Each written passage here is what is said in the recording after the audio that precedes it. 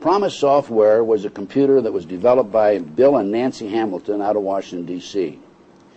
It was able to gather together and contain information, compile information concerning law enforcement, the court procedures, the judge activities, of course, as far as the courts were concerned, and other activity at various levels, all levels, basically. What it was an intelligence gathering device, and the Department of Justice leased this from the Hamiltons for 2 years. At the end of 2 years, they refused to pay the Hamiltons the $10 million that they owed to the Hamiltons. The Hamiltons went into court, bankruptcy court, filed a lawsuit. They won in court, but the court said, you're in the wrong court. You need to go to the district court. And, of course, they had spent over $1 million at that point and couldn't continue to carry the case out at another level.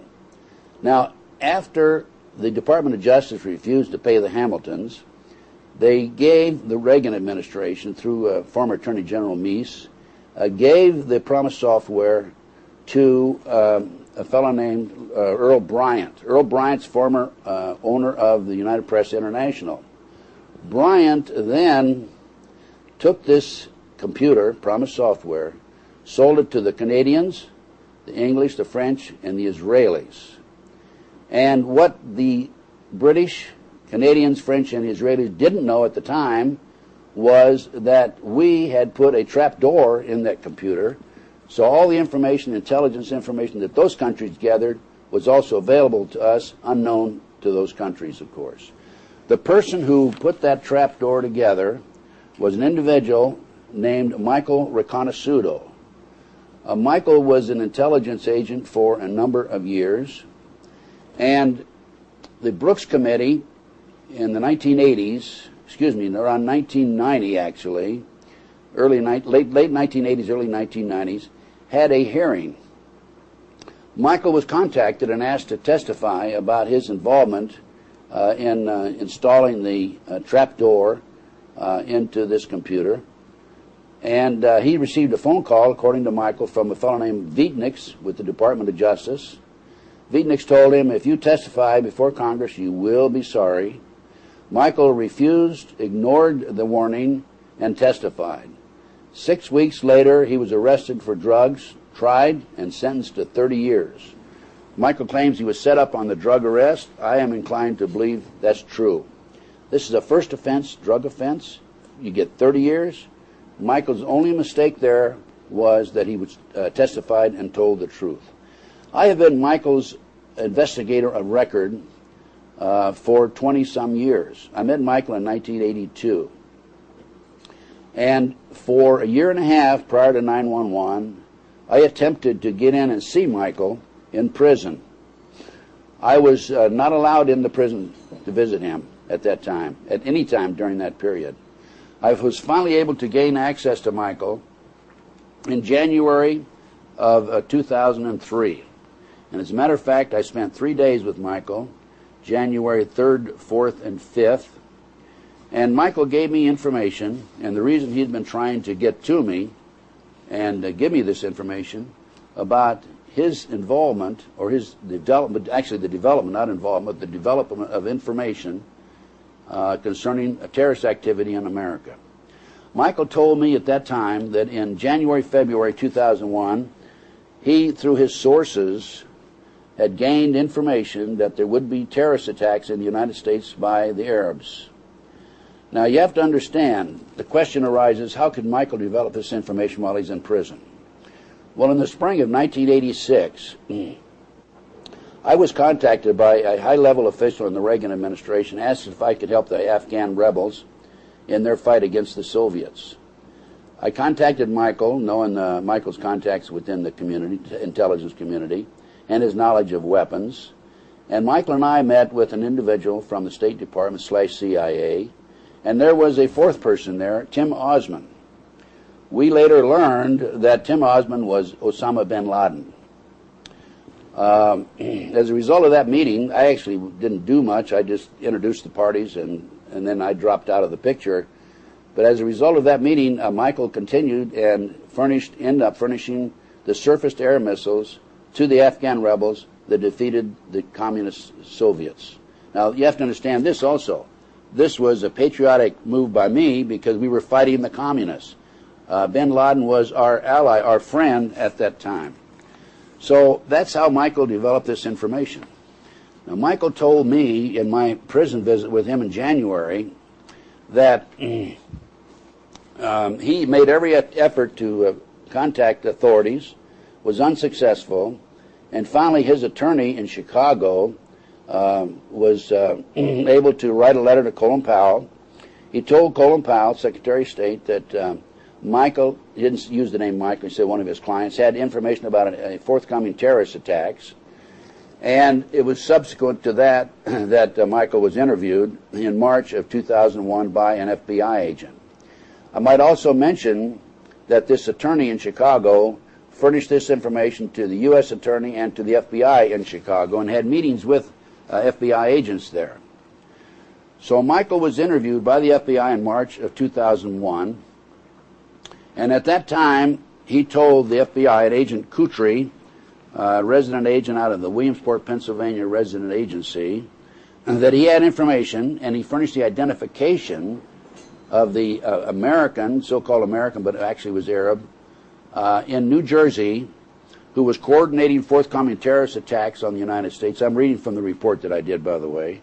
Had information on the movement of Soviet-made shoulder-fired missiles into the United States, was coordinating forthcoming skyjackings, was coordinating bombings and espionage, knew the identity of sleepers in the United States and overseas. Michael also told the FBI agent that he had information about 37 Soviet missiles that were to be smuggled into the United States from Bulgaria to Colombia to Canada and then to through a Canadian air firm into the United States. And he told the FBI that there was a 30-hour window when we could have grabbed these missiles.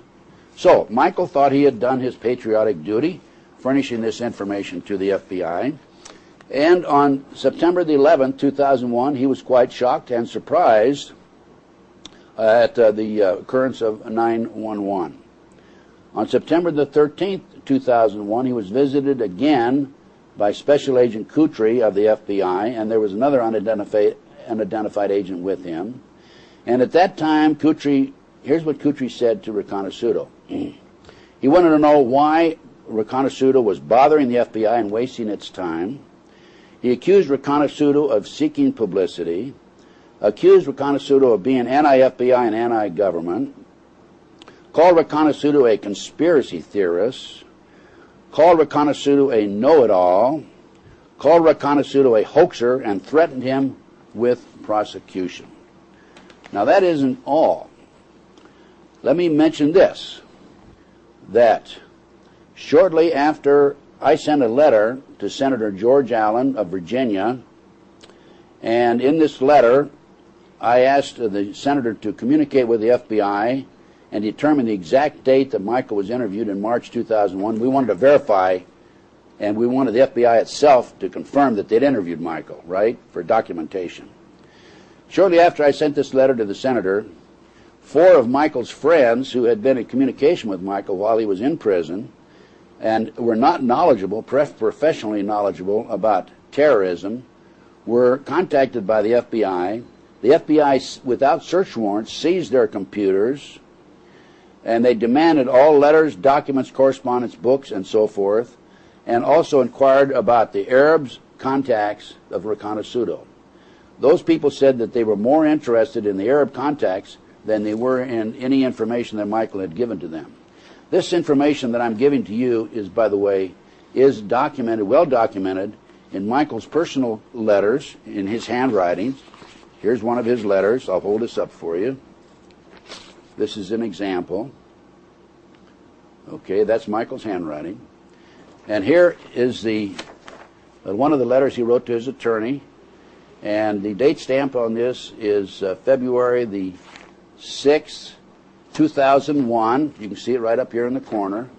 So this information is well documented, and as well as establishing through the date stamps, postal stamps, that it is a timely information. that it is a timely information.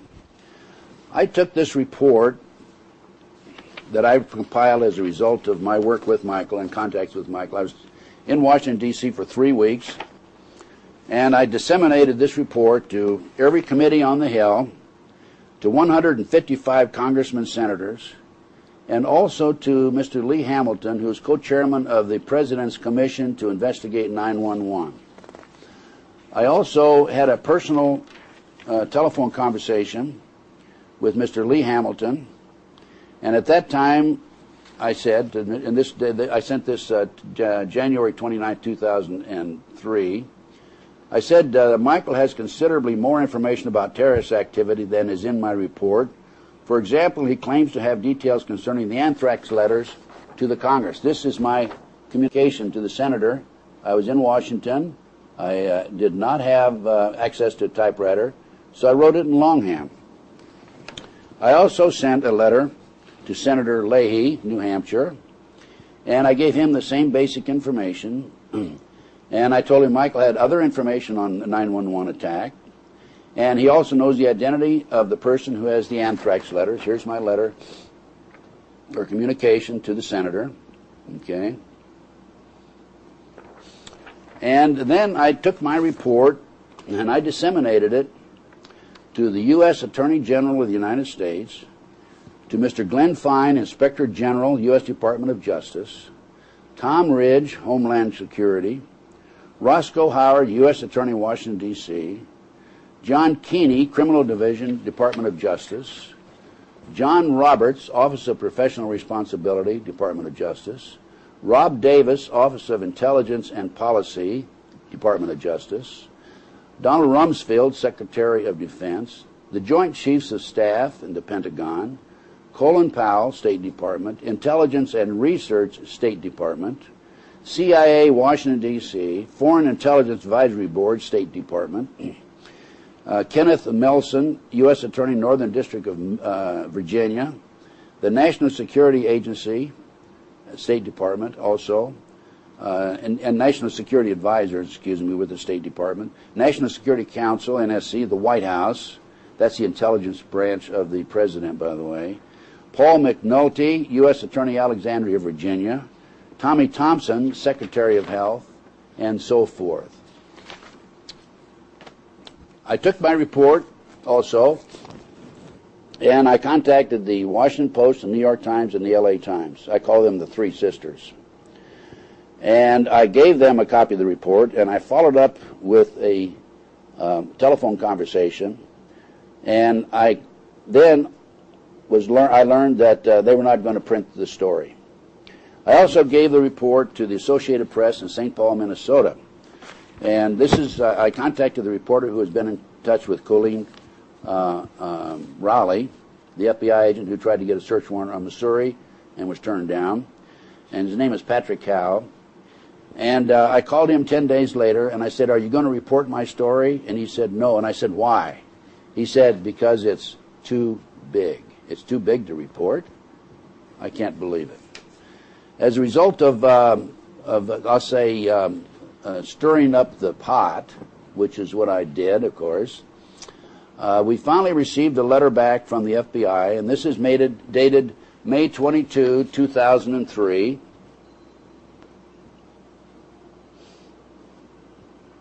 And it is signed by Mr. Larry Mefford, M-E-F-F-O-R-D. And in this letter, Mr. Mefford says, Mr. Riconosciuto has contacted the FBI on numerous occasions alleging he has information regarding terrorist-related activity that would be of interest to the FBI. On each occasion, the FBI has made every effort to accommodate Mr. Riconosciuto and investigate his allegations. Now, hey, wait a minute. Mr. Kutry told Riconosciuto when he talked to him September 13th that they did not investigate the allegations as made by Michael Riconosciuto because they didn't think he was telling the truth. But now they're saying that they did investigate it. However, at no time has he provided any credible evidence or indication of a federal violation within the investigative jurisdiction of the FBI. Now are they saying that terrorism is not a violation of the FBI within their jurisdiction? Continuing, I won't read the whole letter, but In this letter, we finally were able to document that, as a matter of fact, the FBI admits they interviewed Michael on March the 20th, 2001.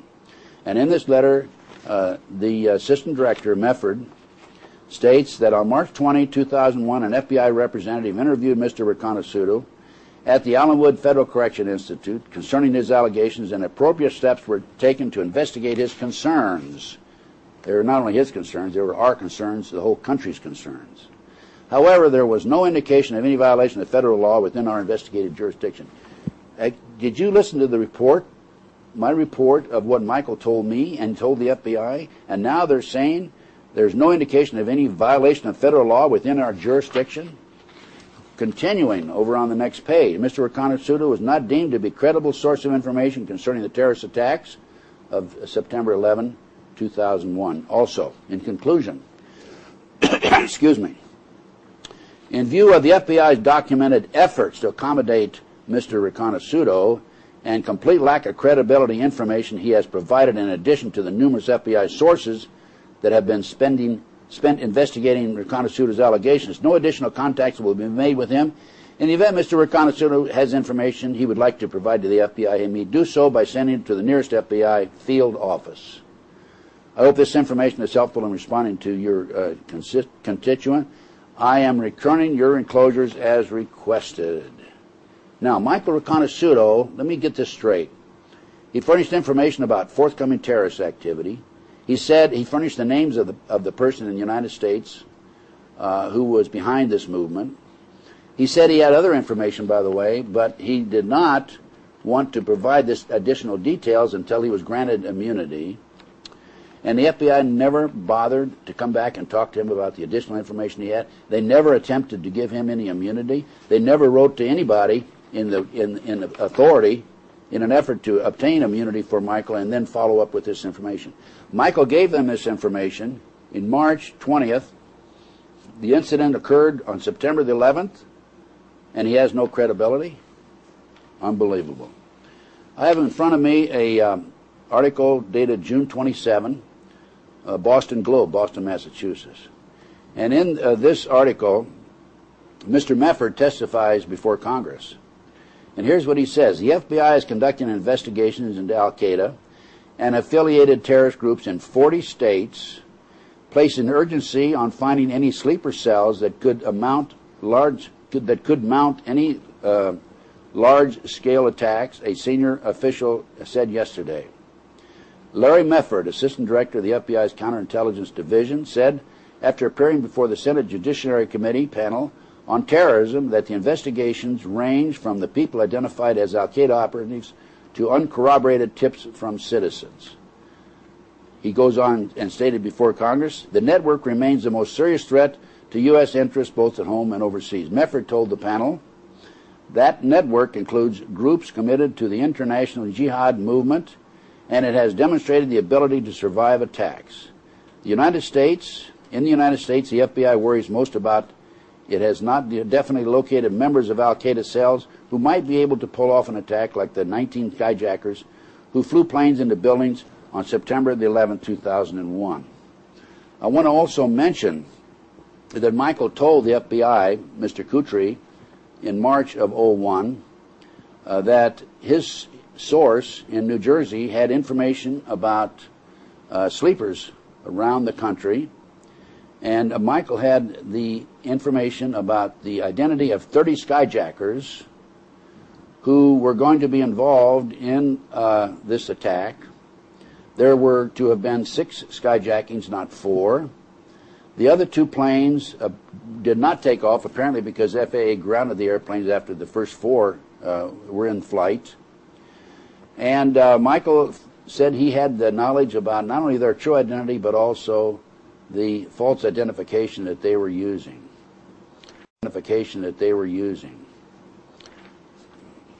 As a result of my attempts to arouse Congress, the Senate, and to pass out several hundred of this report, copies of this report to various official agencies, I received a couple of responses. One senator from Nevada, Senator Harry Reid, said, thank you very much. By the way, check my website. You'll see what I stand for. Mother, apple pie, Chevrolet, and hot dogs. I had another letter from a congressman who referred the matter to Senator Boxer. Boxer had already received a copy of my report, as did Senator Feinstein. And then I had a letter from the U.S. Attorney Central District of California, who said that it's not within his jurisdiction. The matter should be referred to the U.S. Attorney in Las Vegas, Nevada. This is a matter that should be referred to the Department of Justice, Washington, D.C., and it was referred to the Department of Justice, Washington, D.C. Now, later, after I disseminated all these reports in Washington, D.C., I sent a separate letter to President Bush.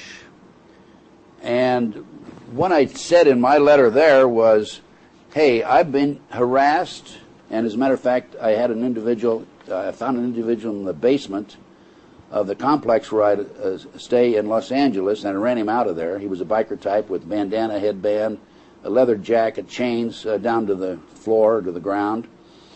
And it was after I ran him out of there, that I realized, this was in April, by the way, and I made a police report on this, and I wrote a letter to the president, and I pointed this out to him, that I'm being harassed, and I assume I'm being harassed and followed because of my activity in this regard, meaning 911 and my contact with Michael Riconosciuto. I received a letter back, and by the way, I also attached my intelligence 911 report to the president, and here's the letter I received back. So the president's aware of this. At least one of his aides is. I don't know the extent of that if it got to his desk or not, but it should have, something of this seriousness. And there's the president's letter response to me acknowledging this. Further reviewing the matter, I obtained a copy of the final report, December 10, 2002, joint inquiry by the Congress, findings and conclusions. And this is, I won't read the whole report, it's too lengthy, but here's a couple of excerpts that I'll read to you. While the intelligence community has amassed a great deal of valuable intelligence information regarding Osama bin Laden and his terrorist activities, none of it identified the time, place, and specific nature of the attacks that were planned for September 11, 2001. Continuing, another paragraph. It was the general view of the intelligence community in the spring and summer of 2001 that the threatened bin Laden attacks would most likely occur against U.S. interests overseas, despite indications of plans to attack in the domestic United States. Another paragraph. During 1999, the National Security Agency obtained a number of communications, none of which included specific detail regarding the time, place, or nature of the September 11 attacks, connecting individuals to terrorism who were identified after September 11, 2001 as participants in the attacks that occurred on that day. So, did anybody bother to check and interview Michael Riconosciuto? No. They did interview him. They did nothing with the information. Again, going back to Michael Riconosciuto, how would he develop this information while he's in prison? He developed it through his contacts in the Muslim world after he met with bin Laden in the spring of 1986. Okay, number one. Number two, he had access to a computer at one time when he was in the federal system. And also, he has ways of developing information and receiving information in the prison which are unknown to the authorities. There are some good FBI agents out there. I don't want to put down the FBI with a brush. No, there's some real good FBI agents out there. They're very dedicated, and they're loyal Americans. I want to make that very clear. One is Colleen Raleigh. She was the FBI Minneapolis legal attorney who attempted to obtain a search warrant on Missouri, who was one of the terrorists, and she was thwarted in her attempts. They refused to give her a search warrant. She claims that she feels that had she obtained this search warrant, she could have developed more information concerning the terrorist attacks. Now, I mentioned there were 30 terrorists. Actually, the other two planes that did not get off the ground, according to Michael, the targets were the Statue of Liberty and the Capitol building. Then we have Keith Williams, FBI agent in Phoenix FBI office, who said that he developed information about the terrorists taking flight trainings, and they weren't interested in landing or taking off, but merely in flying the plane once it was in the air. And then we have an interview by ABC again, and this is an interview by Brian Ross and Vic Walter, December the 19th, 2002. And in this interview, FBI agent Wright, Robert Wright, and John Vincent said they were called off criminal investigations of suspected terrorists tied to the deadly bombings of the 2 U.S. embassies in Africa.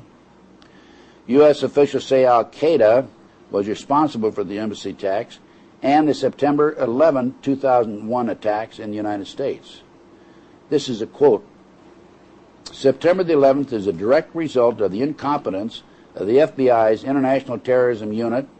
No doubt about that. Absolutely no doubt about that, Wright said. I can't think of the things I know and not go public.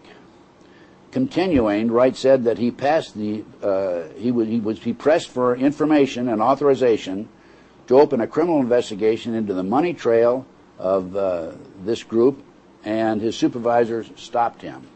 Here's a quote from that interview. The supervisor who was there from headquarters was right straight across from me and started yelling at me, "You will not open criminal investigations. I forbid any of you. You will not open criminal investigations against any of these intelligence subjects," Wright said.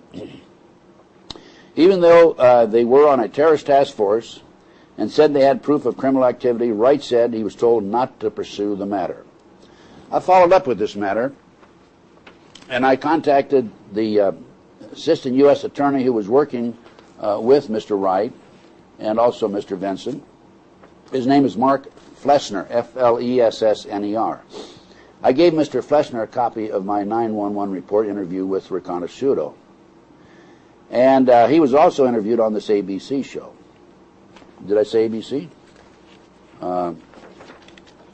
Yes, ABC show. And he said that here's a quote from him, by the way, on the show.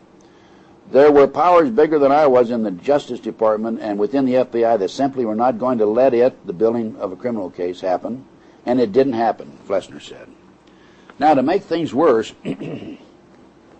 Wright testified that he was floored by Abdul Hafiz's, H-A-F-I-Z-S, refusal, an FBI agent, by the way, who refused to conduct a telephone tap against other Arabs and Muslims, and he was floored by this, and he immediately called FBI headquarters.